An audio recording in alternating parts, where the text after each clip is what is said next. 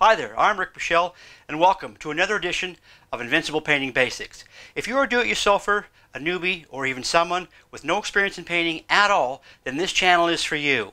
Not only do I show you how a true professional tackles painting projects, I throw in tons of tips and tricks along the way. It's taken me a while, but I'm finally ready to start the Shack Makeover series. My wife and I have this little shack we built to live in while we built our own house, and we've now decided to do it up. We never had an inside toilet or shower, so I put a little extension on the side of the shack. And I thought along the way, why not make a painting series with this and help you guys out? So in this series, I'm going to take you through the whole project from start to finish. Now it's just the painting side of things, okay? So that means everything to do with painting. So if you've got a room or two, or even a whole house to paint, then this series is for you. In our little shack, there's more than the usual prep.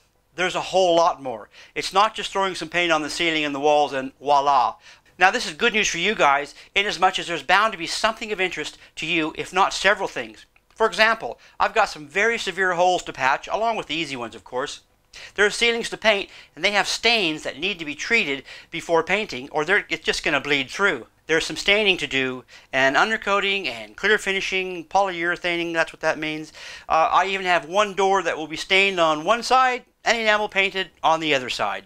Now this includes the door jamb, or the frame. Now how do you know where to stop the paint and start the stain on both the door and the jamb, and make it look professional? Well, it's actually very easy, and I show you that too. I'm enameling two French glass panel doors, and again, both of these French doors will be painted differently. One on one side, something different on the other side.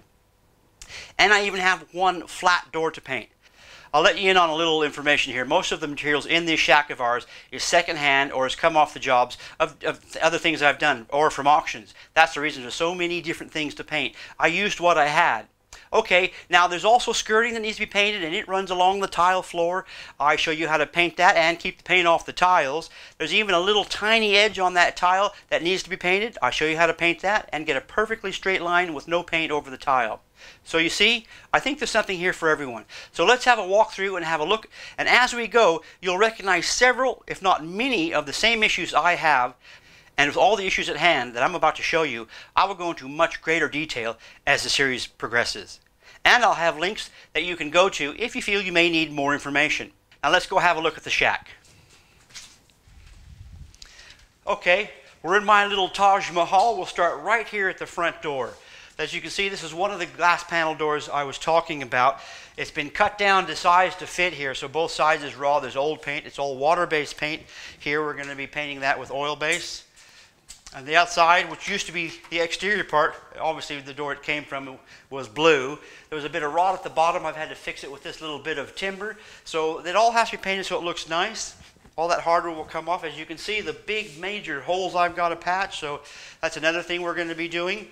Watch that one if you don't know about patching. You'll learn a lot there. There's also all the trim around these. That'll be oil based. There's trim over here on this little window.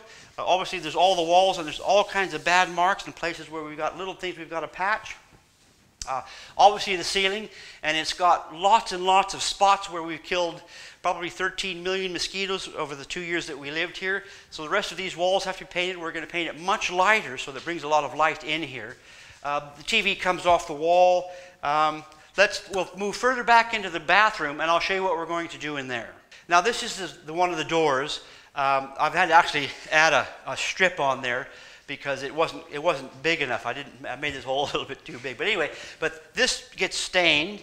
This was one of the doors I was talking about, where this side gets stained and the inside will be painted.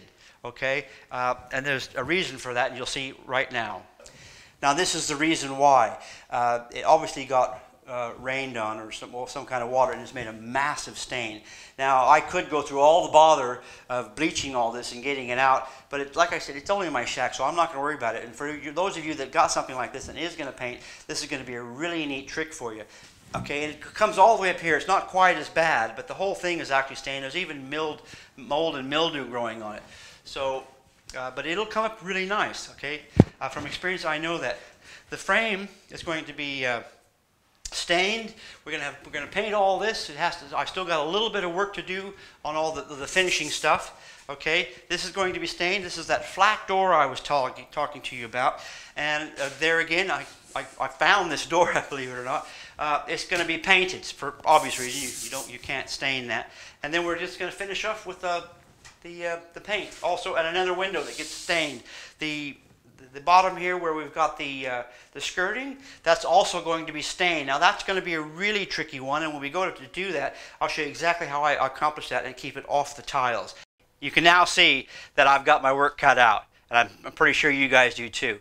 In the next episode of Invincible Painting Basics, I want to bring to your attention, before we actually start the makeover, the worst things a do-it-yourselfer can do.